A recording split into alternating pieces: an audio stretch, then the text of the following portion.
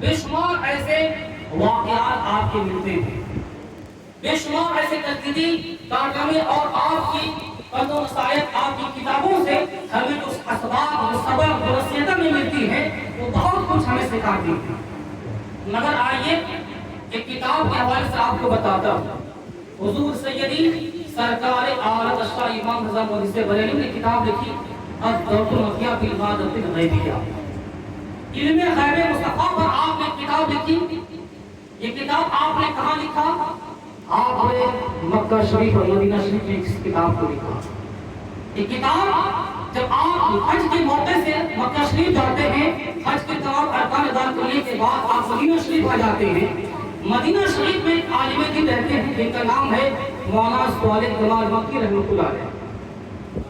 اس وقت علم غیب مصطفیٰ پر بڑا اعتراض ہو رہا تھا، حضور کو علم غیب ہے یا نہیں، اس پر بڑا چرچا تھا، بڑا اعتراض تھا۔ ہندوستان کے جتنے بھی مولوی سرکار عالم کو یہاں پر کسی قسم کے کوئی معاملات میں آپ وہ شکست کھا گئے آپ سے اور کوئی بھلے کا کسی علمی جواب نہ دے سکے۔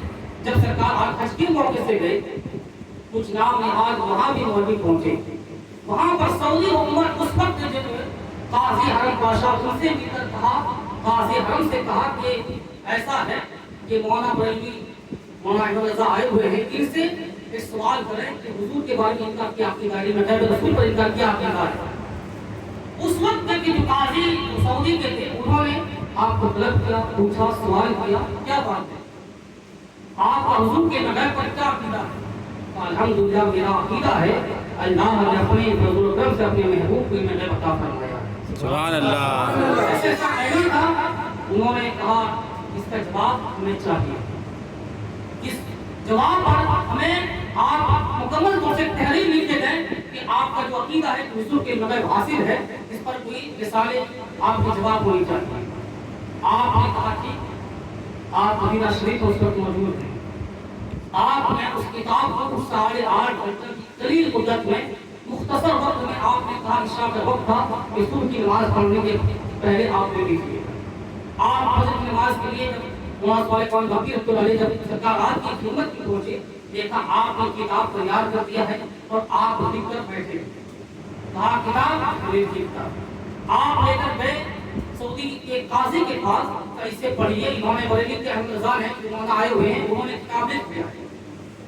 اس نے پڑھا، انہوں نے پڑھا، پڑھنے کے بعد رام میں جان میں ہاتھ رکھ کے کہا کہ واقعی میں دنیا میں کوئی ایسا مفکر، کوئی ایسا عالم نہیں ہے تو اس کے مطابق ہو، وقت کا مجدد اس جواب میں سکتا ہے۔ سبحان اللہ۔